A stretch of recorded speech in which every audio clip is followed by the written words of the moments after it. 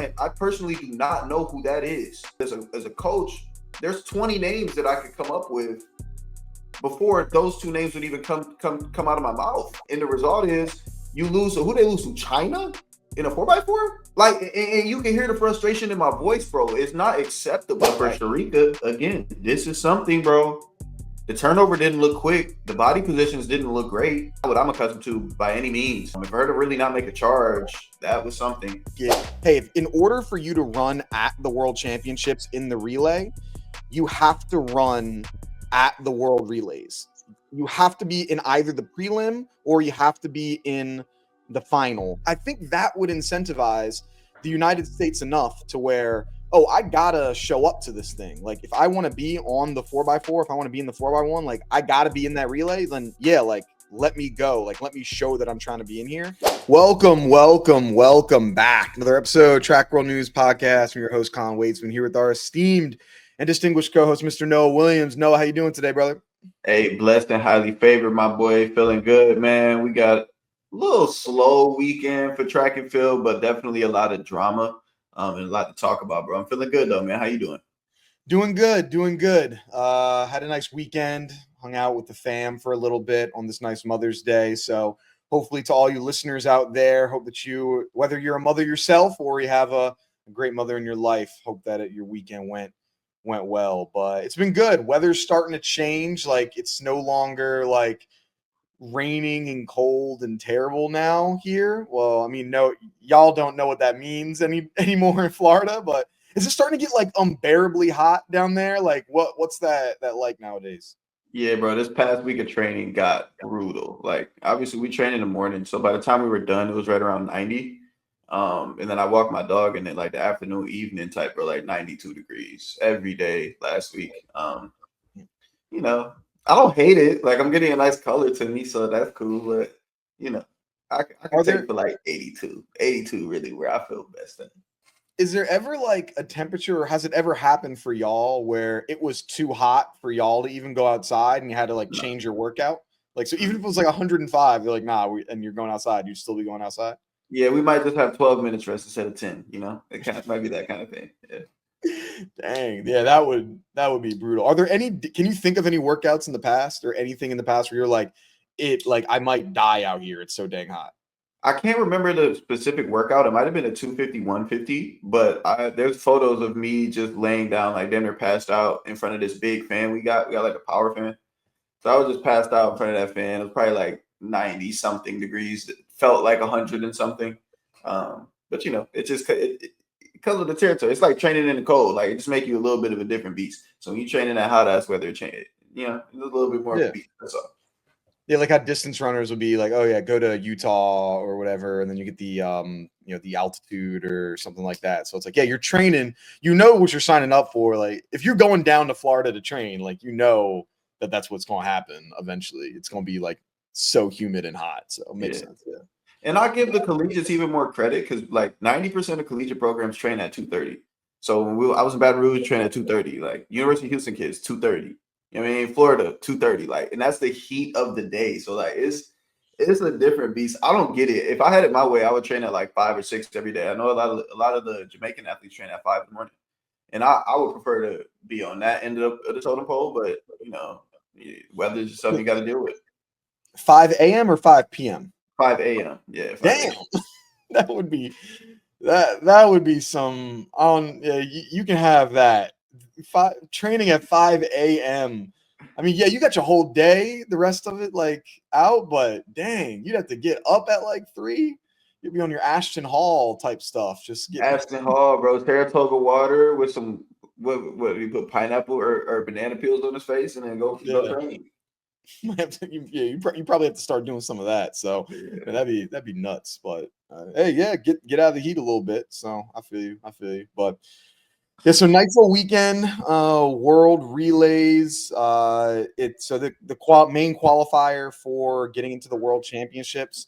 One thing, I'm sure we'll get into it later, but they said so there's 2 extra spots or 2 final spots for people to qualify during the summer. Is that something like, because they were talking about Jamaica, is that something where you qualify like best on time throughout the summer? Is there another championship? Like, I wasn't sure how that worked out. Do you know? Yeah, so I'm under the assumption that there's a certain time standard or top X amount of times. More I would lean into the time standard. Not 100% positive, but this as far as championship goes, this is it for the relay championships. Yeah, yeah. I thought that's what it was. Yeah, because it was big surprise. There's some big surprises from this championship for sure, and we'll get into all of those. Well, I guess let's start off with the biggest surprise. I guess for you, what would you say was the biggest surprise, whether on a positive end or on a negative end, just for you coming out of the World Relays? Biggest surprise was the women's 4x1 for me. I didn't expect Great Britain without any of their like star athletes to win. First of all, I didn't expect seeing TT Terry and Shericka Jackson on an anchor leg and not closing and finishing 1-2. That was really surprising to me to see the Spain girl be able to hold both of them off. So I guess it's surprising in some good ways, for Great Britain and Spain, but in some bad ways for United States fans and Jamaican fans. It was nasty though. I didn't like seeing that at all. What about you though, bro? Yeah, similar thing. I mean, for the 4x1, that was, I mean, pretty concerning for me.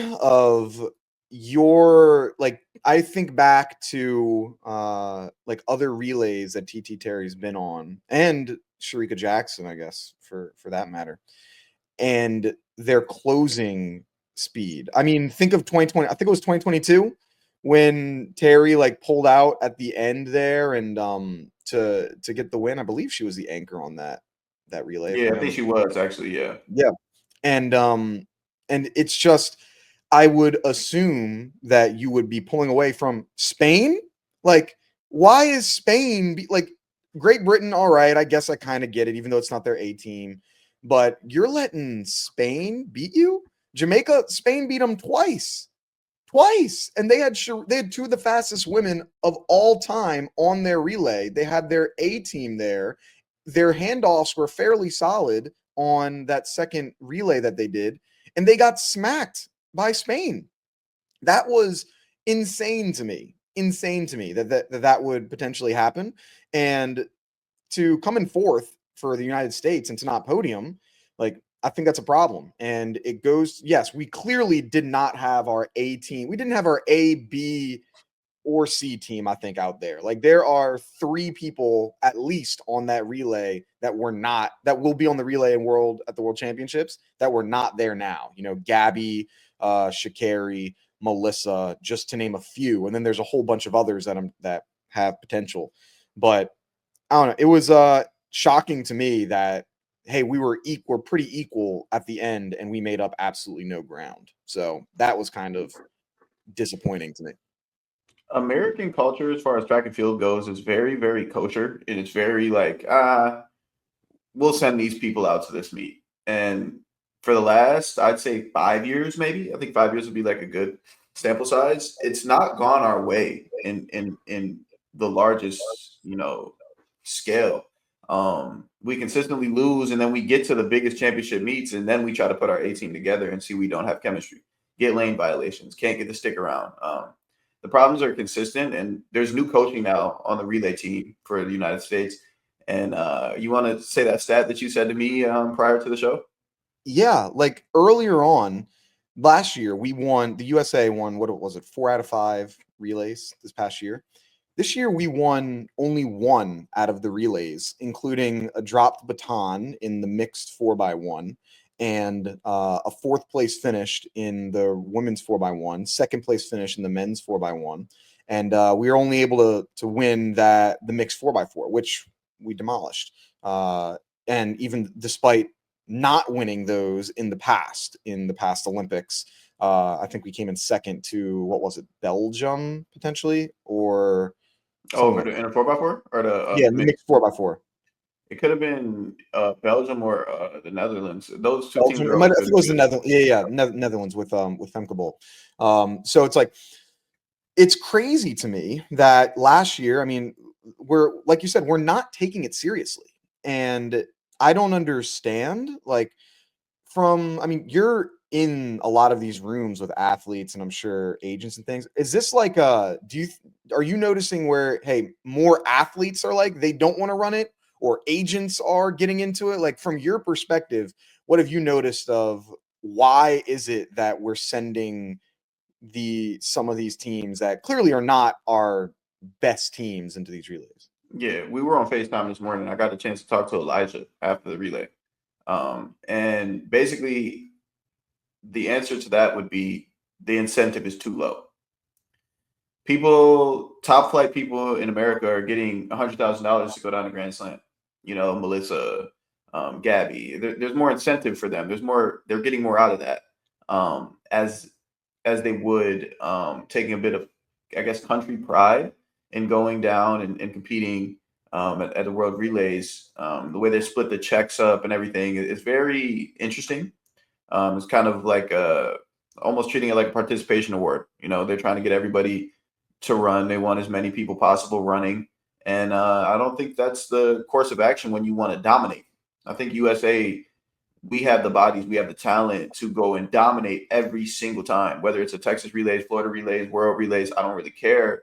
We have the talent, the top end talent to dominate. And to go a little bit deeper into that men's 4x4 was an atrocity. The second time they got to run, obviously they ran fast, 2:58. That's incredible with two different people on there.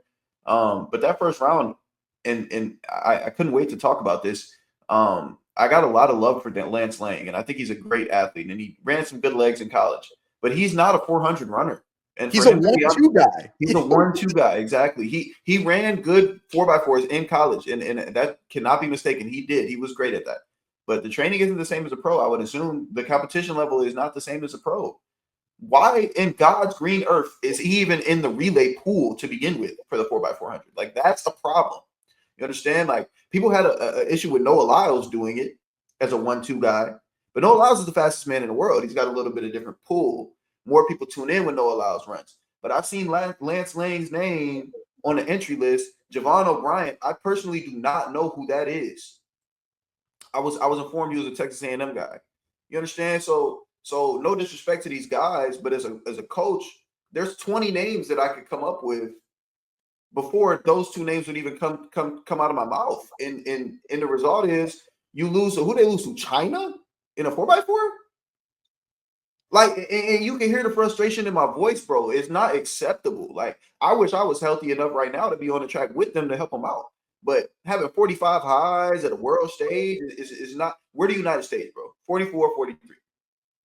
You could pop a 45 low out the hole, 45 2 or faster out the hole. But everybody, other three legs, come on, man, that's unacceptable stuff right there. Sorry, Colin. Sorry for the rain. That's good. I mean, when you got like Texas state championships running some faster 4x4s. Come on, man, get Jalen Horton Tucker on the damn relay, bro. Quincy Wilson, shit. Yeah, no, it's I'm right there with you with it because the winner, if I saw the prize money correctly, the winner gets the winning team gets $40,000. Right. And so you think, okay, so what people think the money would get split up would be, okay, if it's $40,000, that means each athlete gets $10,000. Oh, that's nice. That's not how it works. Because every athlete, if I'm not mistaken, that runs in that gets some portion of the money. Now, if you run in the final, you make more money than if you ran in the prelim, but you still get. Is that right? Where it's not like all equally 5,000 in that case, but it might be 7 and 2 or something like that. Yeah, it's not equally distributed, but in the past, now from what I was told on this meet specifically, the goal was to get everybody to run and to split the pot evenly with all of the athletes that competed, whether it was prelim or a final. That was the information that I was just given this morning. Okay, so then let's say that hypothetical. Okay, so every athlete gets it. I'm not sure. I'm sure coaches would probably get some of this cash or something like that. Maybe. Or maybe they're getting some other, but maybe a bonus. I don't know. Maybe bonus. Sure. Let's even just say they're splitting it. So that means that you'd be getting $5,000 if you win. And that's before taxes. So after taxes, you really probably getting about maybe $3,000 depending on the state that you're in. So maybe 3 or whatever. And then so $3,000 and it takes you about if you're coming from the US, it's going to take you about 15 hours to get there, 15 hours to get back. You're there for 3-4 days. That's not a lot of money for a whole lot of effort if you're coming from the US. And so, yeah, I get why the only two kind of big names you would say right now that we're running, Kenny Bednarik and TT Terry. Like, I get that. Like, especially if you're talking about you need an incentive to run. I'm curious as to why World Athletics or USATF or whatever it is don't make it, hey, in order for you to run at the World Championships in the relay, you have to run at the World Relays. You have to be in either the prelim or you have to be in the final to run it. And the only other way that you can get in the relay is if literally every other person that ran at the World Relays is injured. Like, that's the only way you're not going to get it. I think that would incentivize the United States enough to where, oh, I gotta show up to this thing. Like, if I want to be on the 4x4, if I want to be in the 4x1, like, I gotta be in that relay. Then yeah, like, let me go. Like, let me show that I'm trying to be in here. I think that's really the only way that we could actually get people to care about this relay, in my opinion. Although you might be right, I don't want to support it. Like, that genuinely might be the only way to get the Noah Lyles, a Fred Curley on this 4x1 at World Relays. Is make it a mandate that if you don't run at World Relays, you can't run at World Championships on the relay. But the athlete in me and the person that knows, like, okay, they might be dealing with an injury in May that they're not dealing with come World Championship time. So it's got to be some sort of leniency or grace when it comes to that. But in theory, I would agree with you and say that it would incentivize the athletes enough so they could, run at World. Then what about this? What if you changed it up a little bit then? If, like, I mean, I think that's what I would do, but kind of find some medium. What if it's you have to run in a national relay at some point within the year? So, like, let's say if Penn Relays brought back USA versus the world in the 4x1, you have to run in that, or you would have to run maybe at the Florida Relays if they're doing a Team USA relay, or I'm sure there's could be other relays that happen, but you have to run in some USATF sanctioned event that's a relay to be put in the pool throughout the season. I think something like to get you wanting to do it, because I mean, we see with the USA, I mean, it was the mixed 4x1 this time, but we can't get the baton around, man. Like, Team Canada has been running the same team, literally the same team for the last decade. Like, I was running against Brendan Rodney in my NEC championship when he was in the Olympics. Like, literally that's what I was doing. Like, I raced him. We beat him. Fun fact, NEC right before they won they got to the Olympics. We beat them in 2016. So that's my claim to fame, beating an Olympic silver medalist. So no big deal. But like, they've been running the same team. Now it's different because they only have really like 4 guys that are really fast. But still, like, I think it's just super frustrating to me. Like you were saying, like, we're too good to be losing all of these races. And we are. And I can speak for myself. I can't speak for every athlete. And this is where I kind of try to lean into understanding.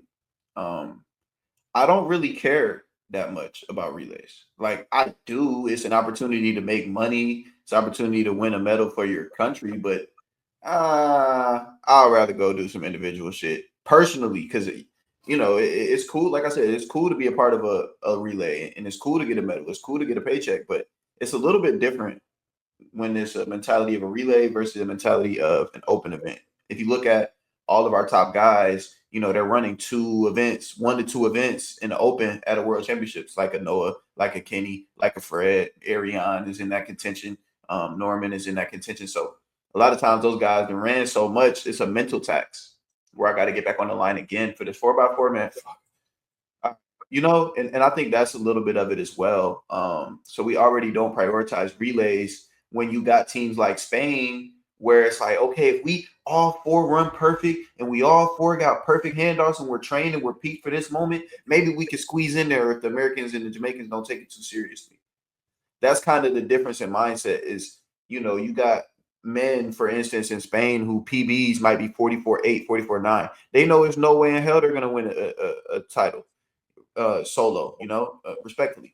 But if you got 345 low guys and a 44 guy and they go out there and run their ass off and incrementally PR, then they feel like they got a chance to do something great. So that's kind of I think that's the difference in mindsets.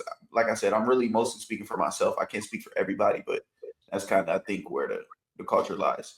Yeah, no, and I 100% get that, and it's interesting. Like, my feelings on this, it really changes. Like, when the relays are happening, I get like super frustrated. I'm like, we're winning. Why? Like, in the moment, I hate it. I hate the fact that we lose in the moment. And I'm sure all the athletes do as well, of like, we're better than this. Why are we losing? But then, same thing, like you're saying, there's levels to this. None of the 4 women that are on the Spain's 4x1 are going to win the Olympic medal in the individual 100. It's not going to happen. Like, they're not in that area. But you put together 4 really solid legs, you can have a chance to do something. If hey, we've been like, they all were at the Penn Relays 2 years ago when I saw them, like, with the exact same team. Like, they've been running the same team for years. And so it's like, hey, this is where we're at. Like, as a team, we can win a medal. But like you said, as for USA and the nation, it's like, yeah, which is Noah Lyles and Fred Curley and Sidney McLaughlin and all these people.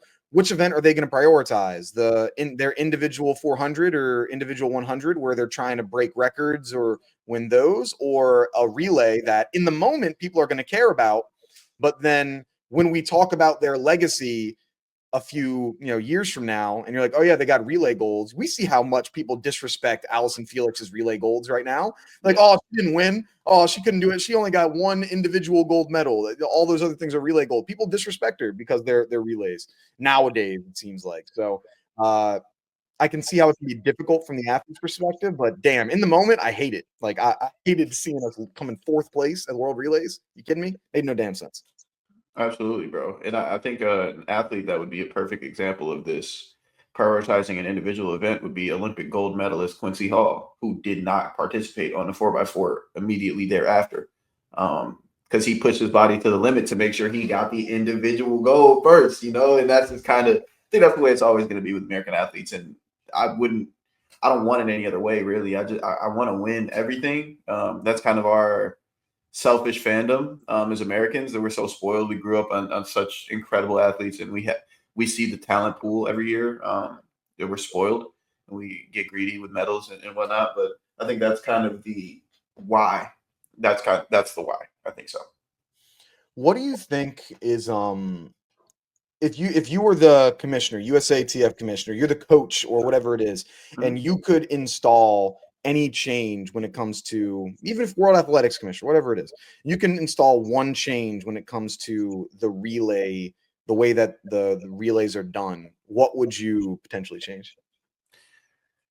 I need more familiarity with my relay. So I'll say 70% of sprinters in America train in Florida.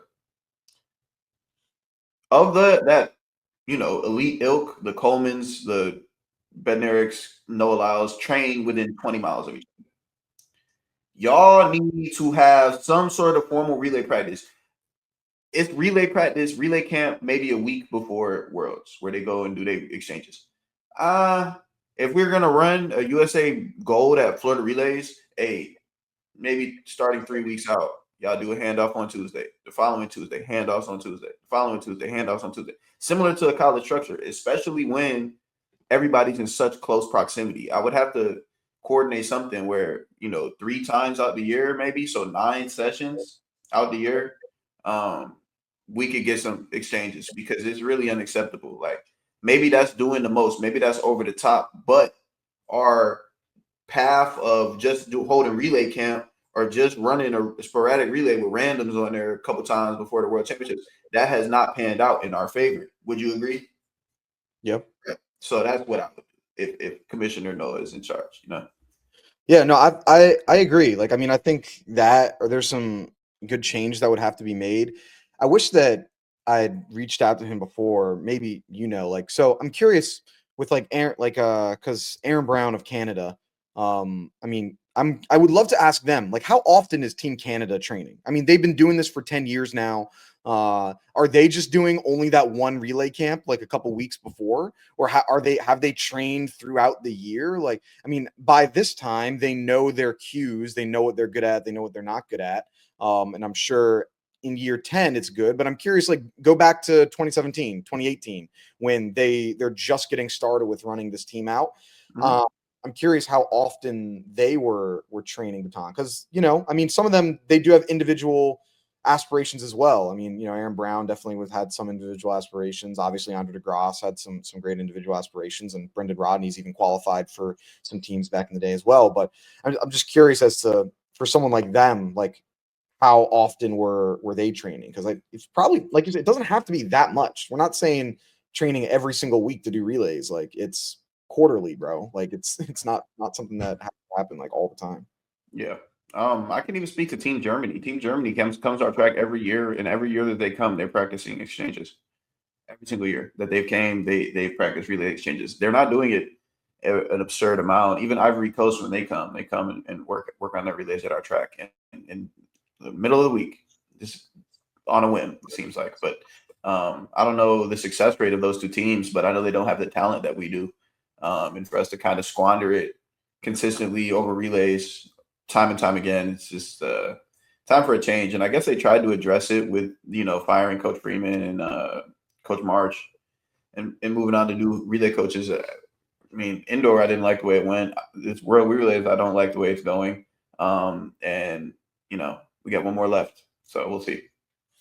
Yeah, it definitely wouldn't be a great look if you fire a coach who already, I mean, was successful in some of the relays, like for Right. sure, the women's relays, but like the men's 4x1 in particular is where the biggest hangup is. But imagine going from stellar, fairly successful to bottom of the barrel. Like, if USA 4x1 doesn't get the baton around this year, I'm sure there's going to be all hell that'll break loose. So that won't be good. Absolutely. I'm curious for you. I know we talked about it briefly with the women's 4x1, but what was your kind of thoughts or opinions with that? Like the Shericka Jackson, TT Terry, of just, we didn't see them do what they normally do, which is separate and go ahead of the pack. They maintained almost exactly where they were. Is this something for you where, I think it was before, where is it, you said it like it's everything, it's something, it's nothing. What was that? How did you, Yeah, is it something? Is it nothing? Or is it everything? yeah. And for these are two different people we're speaking on, right? So I'll do two different things. But for Shericka, again, this is something, bro. The turnover didn't look quick. The body positions didn't look great. Not what I'm accustomed to by any means. And for her to really not make a charge, that was something for certain. For TT is not our strongest relay leg. I think she was the veteran of that group. She was the strongest. Her and Kayla were the strongest of that group. But by no means is TT our strongest link. She's got a lot of experience. She's good with passes. She has a high IQ when it comes to that. But overall talent level, I think we all would take Sha'Carri and Melissa over her, and then it's kind of fringe with her and Gabby. So I'm not going to dog TT and say, oh, she's the worst leg on a relay, because she's an incredible runner, sub 11 runner consistently. But it's nothing to me that TT can't close on, anchors probably being the best of their respective nations, who could have potentially been peaking for this. Like, who knows, Spain wasn't peaking for this meet, So for TT, it's really nothing. I'm not fazed by it. And for Shericka, it's something, because you're the head honcho down there in Jamaica. So it's you kind of need to make more of a statement every time you get on the track. Okay. Yeah, I was thinking similar for Shericka. Like, I think it's something of like, all right, like we saw you. I mean, this is 2 times in a row. I mean, it's starting to go 3. Yeah, 3 times in a row. At what point does it become everything then, man? Like, Because you're like the last 3 times you said, "Oh, it's something, it's something, it's something." At what point is it everything? Because you're losing races that you're not supposed to lose in a consistent basis. And like we talked about last week, you can't use that "it's too early" excuse anymore. We're seeing people drop crazy times right now. Yeah, We saw it's early Kenny for Barron. everybody though. Like everybody's running against. If you line up against somebody, there's no asterisks. But go ahead, bro. My fault. Yeah. Like we saw Kenny like make up ground on that back stretch of the 200. Like we see people doing well right now. So I don't want like, oh, it's too early. It's like people running. And so at what point does this become like if this happens again? Like let's say next time she touches the track, comes in second, third, or loses to someone she's not supposed to, or runs a bad time. Is that when you're starting to be like, all right, like this, I'm concerned? Or how much rope we gonna give her? Yeah, I mean, obviously she deserves a nice amount of rope, a respectful amount of rope with the accomplishments that she's had. And our comment section has reminded us that she tends to run well later in the season, Yep. which is respect. You get, hey, it's grace for that. All I'm saying is it's something. Now, if we look around in September and she's still getting her ass kicked, don't look like it's a surprise because we've been speaking on it now for over a month. At this point, and it's only May, so I won't be surprised if this season isn't her best season. Like she's aging a bit, maybe she's coming off an injury. Obviously, body positions don't look great, tempo don't look great, rhythm don't look great. Nothing looks great right now for her, and that's okay. I mean, she's a person, she's human. She's not gonna be on fire every fucking season. Like that's unrealistic. Mm-hmm. No, I feel it. Like I'm definitely the weird thing about, I guess, track compared to some of these other sports of where your regular season can like it really could have absolutely nothing to do with how well you're going to perform in the championship. Think last year, for example, with TT Terry. TT Terry last year ran terribly in the regular season. Her regular season was god awful. And I'm sure she would probably agree. It was not good. But when it hit USA championships, she performed and she did what she needed to do. And so that's the weird thing about track and field, that your regular season can be terrible and it means nothing. Because if you perform at that one meet, then you'll be good to go. Like that's what's so odd. Where in basketball, like if you have somebody, that's been great the entire year, you're probably going to be pretty good in the playoffs unless your name's James Harden. Like you're probably going to be pretty good, or vice versa. Like if you're terrible and throughout the entire regular season, guess who's probably going to be terrible in the playoffs? Like that person probably. So it's interesting how different it is with track. I feel. Yeah, track is one of one, bro. It's not like any other sport, man. Mm. When that pressure comes and that that fight or flight moment happens, we see it every year. Some people rise and some people fold. What talking about rising and folding, one nation I feel that we've been seeing continuing to rise over the course of the last few years now, I think really dating back to 2021, South Africa with their 4x1. That was, even without Sean Maswanganyi on there, ran an incredible 4x1. And Connie Simbine, this seems like his year. It's weird because he's a veteran in the game. He's one of the older guys in the game, but he's hitting like that second renaissance right now where he's actually like, this is his stride, even though he's in his 30s, I think, currently.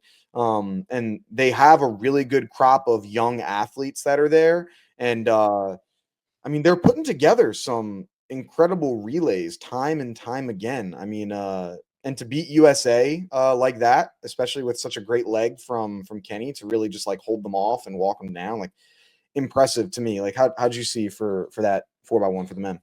For the 4x1, man, that was an incredible job by South Africa, anchored by Akani. And even to the 4x4, bro, South Africa's on fire, dog. They got a lot of talent. Like I really didn't. I was unfamiliar with their game, and I apologize for that. But they have a lot of talent, bro. It's exciting to see a gem like that in the sport. Yeah, no, it was they can be dangerous, I'm feeling like coming into it. Like they're looking really good. And like I think we were talking about it a couple episodes ago of just like sprinting in Africa has really been taking off. It's not just a distance continent anymore. Like Kenya, they ended up making in the 4x1 for, like, I think the first time ever. So just like a lot of impressive things for them. I mean, I'm curious. I forgot, was Udodi supposed to run for Nigeria? Because I know they had their like issues. I know you train with him. I don't know if was he scheduled to run? No, he was not scheduled to run at World Relays. Okay, I wasn't sure because that's something else that I would be. They've had a couple issues with like getting of visas in the past. I know back in 2016 they had some things, and there've been some issues of, if I were an athlete and the reason I'm not going to be able to run in this, global championship is because I'm having issues with getting a visa for an event that we've known is happening for the last 4 years, I would be infuriated. if like you're telling me because of logistics I'm not able to compete for my nation, like that is insane to me that we're still having those types of issues with things. It just seems like incredibly frustrating. Bro, I want the world for Nigeria, bro. I want the world for their relay. Like, I want them to medal. I don't want them to beat us, but I want them to medal. Like, they got so much talent over there, and I think there's like a lot of ups and downs going on with each individual. If you're a fan of the sport, you probably know. But yeah, man, I wish Nigeria the best with the visas and with their success on the track. Yeah. I mean, they're one of the teams that is going to have to figure out a way to get into this relay later on, just like we saw with Jamaica, who they had their injury in before they were able to run. They had a drop baton. Kishane, feel bad for Kishane, man. He didn't run a single step on the track this meet because they dropped the baton before they could get it to him. And they had the injury where the second runner pulled up on the second relay. I feel bad for Kishane. He's probably like, damn, I flew out all the way to China to just stand on a line. They literally could have swapped Kishane Thompson with me, and their relay, it would have been the same. Like, that's how much of what it is. But I mean, they'll have to get in through the regular season or through time, but I mean, it's not the best of looks for Jamaica, where they've had some of these difficulties. I know obviously Seville and Akeem Blake weren't in there, but still, it's something to be concerned about, I feel. It's something. Hey, again, we're using that word, bro. It's something for sure. So not great, but we'll see where that comes out. Any other of those performances from any of these relays that you think really kind of stuck out to you, whether it's on any of the 4x4? I know we obviously won the mixed 4x4, but anything else that you kind of saw that was like, oh, this is a big kind of moment? Caleb McRae splitting that 43.8. That he dropped his nuts. Elijah dropped his nuts, but Caleb dropped his nuts, and that's what we need more of. Even if you are an unnamed guy, a guy that not so many people know about, that's your opportunity, bro. That's your opportunity to drop your nuts and run 43 or 44 flat. Chris Robinson even ran pretty well, 44.9. Johnny Blockberger ran well with 44 split on a mix. Lena Irby 49.5. Lena is my dog, bro. That's my dog. So I'm gonna always be biased with Lena, but she ran a good leg. I was surprised with Karima Davis on the women's 4x4, although they didn't win. She split a 50.03, traditionally a 200 runner in college at Kentucky, and she went to South Carolina. But for her to pop out that 50.03, she was probably one of the more compelling athletes that if you just look at her frame, she's obviously like 6 foot tall, very slender build.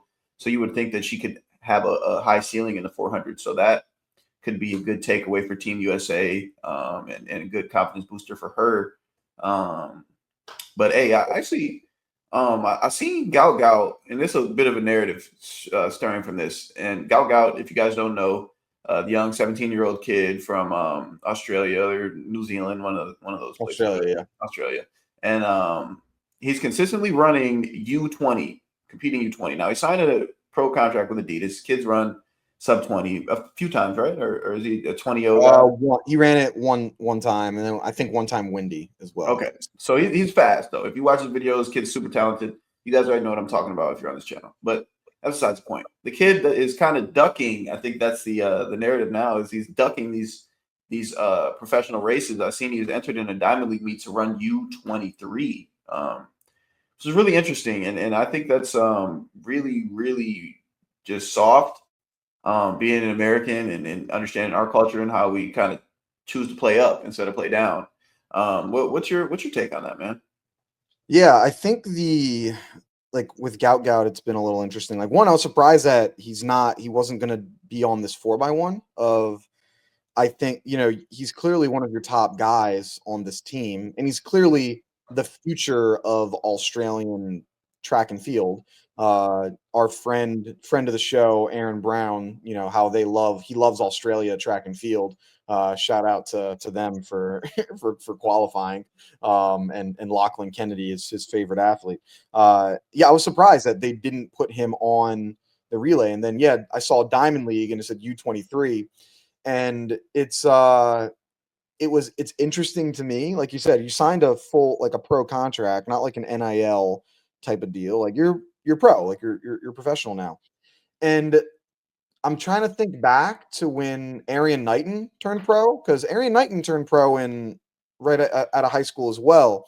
And so I don't remember him running like U23 Diamond Leagues. Like I remember him going right into the mix with pro races. And so maybe it's like, hey, they don't want to, like, the hype is high and they don't want him to, I don't know, like have their time. Like I kind of think of it from like if you go to like the UFC, where it's like, you got like you're fighting a bunch of like no name fighters for a long time until like, oh, your record's like 15-0, and then they put you over. So is it something like that where it's like, hey, we want to build up all these wins before you actually take them on because you are still at the end of the day 17? Or was he not invited to the regular Diamond? Like, I don't know. Like it seemed a little interesting that you would fly all the way out there to race, no names really, like in the U23 space. Like all the people that are 22 years old